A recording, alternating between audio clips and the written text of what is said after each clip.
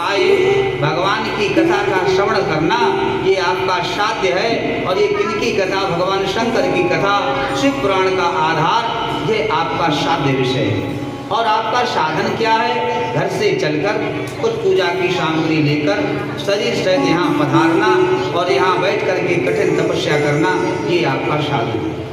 और इस साधन में दूसरी बात आपको ये निकली कि इस साधन की प्राप्ति में 3 मुख्य बिंदु हैं और वो मुख्य बिंदु 3 हम लोगों के लिए आवश्यक हैं। सबसे पहले श्रवण सुने, उसके बाद कीर्तन करें और तदुपरांत हम लोग उसका मनन करें। ये दूसरा सूत्र हम लोगों को मिला। पहला सूत्र हमको मिला साध्य और साधन। साध्य क्या है? परमात्मा, परमात्मा की प्राप्ति हमारा साध्य। और साधन क्या है? उस परमात्मा की कृपा की प्राप्ति के हितार्थ जो भी संसाधन किए जाएं, पत्र पुष्प जल फल फूल मिष्ठान माला आदि आदि, ये सभी भगवान की प्राप्ति के साध्य को सिद्ध करने के साधन हैं। कल हम लोगों ने ये चर्चा करी थी शिव पुराण की कथा के अंतर्गत कि भगवान ब्रह्मा और विष्णु इन दोनों का युद्ध होने वाला है। और किस बात पर युद्ध होगा? कि मैं बड़ा हूं और तुम छोटे हो।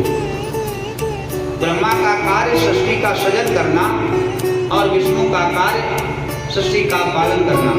यद्यपि भगवान ब्रह्मा का प्राकट्य भगवान विष्णु की नाभि से निकली नाल, नाल से निकला कमल पुष्प और कमल पुष्प पर ब्रह्मा की उत्पत्ति हुई। विषय क्रमानुसार नंदी महाराज सूत जी को कथा सुना रहे हैं। वो कह रहे हैं, पुरा कदाचित् योगीन्द्र विष्णु विषधरा सना सुस्वाप परया भूत्या स्वानुगैरभिसंवृता।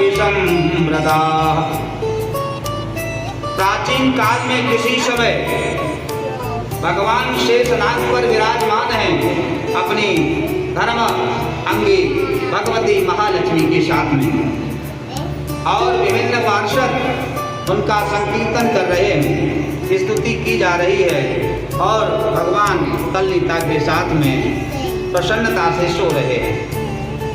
उसी समय यदयच्चयागतस्तत्र ब्रह्मा ब्रह्मविदाम्बरा अप्रक्षत पुंडरीकाक्षं शयानं सर्वसुंदरम।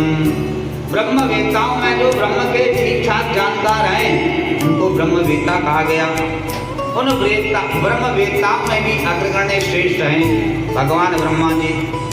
अपनी इच्छा से आए और भगवान विष्णु के घर प्रकट हुए। वहां उन्होंने कमल नेत्र भगवान विष्णु से सोते हुए उनसे पूछा,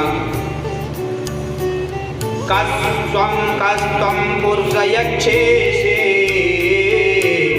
दृष्ट्वा मामपि दृप्तवत् उत्तिष्ठ पदस मां पश्य तव नातमिहागतम्। कभी कभी अग्रवाल साहब हम लोगों को ऐसा अहंकार हो जाता है, कभी पद का, कभी धन का, कभी उम्र का, कभी स्थान का, कभी मकान का, कभी संतान का, कभी पत्नी का, कभी परिवार का, कभी यश वैभव का, हम लोग भूल जाते हैं।